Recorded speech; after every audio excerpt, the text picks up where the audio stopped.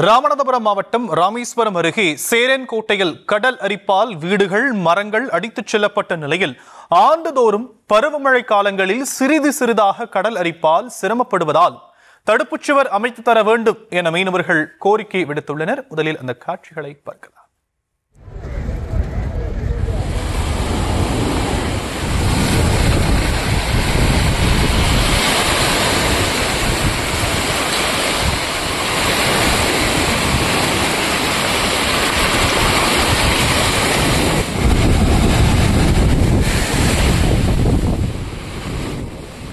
இது பற்றிய மேலும் விவரங்களை செய்தியாளர் பூபேஷ் சந்திரன் வழங்க நாம் கேட்கலாம். பூபேஷ், விரிவான விவரங்கள்.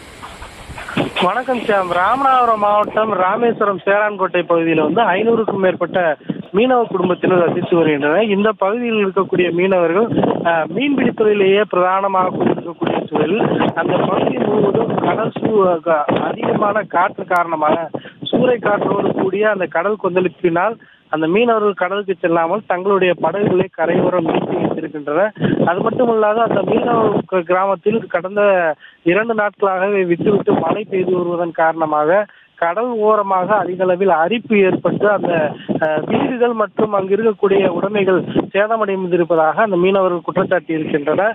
தொடர்ச்சியாக தங்களது பகுதியில் அந்த தடுப்பு சுவர் அமைக்க வேண்டும் என நீண்ட நாட்களாக கோரிக்கை விடுத்து வருவதாகவும், இதனை மாவட்ட நிர்வாகம் அரசும் உடனடியாக கவனத்தில் கொண்டு தங்களுடைய வாழ்வாதாரம் அதே போல உயிரை பாதுகாக்கும் விதமாக அந்த பகுதியில் தடுப்பு சுவர் அமைத்து தர வேண்டும் என கோரிக்கை விடுத்துள்ளனர். தற்போது அந்த பகுதி முழுவதும் விட்டுவிட்டு மழை பெய்து வரக்கூடிய சூழலில் இந்த நடவடிக்கையை துரிதப்படுத்த வேண்டும் என அந்த மீனவர்கள் தரப்பில் கோரிக்கை விடுத்துள்ளனர்.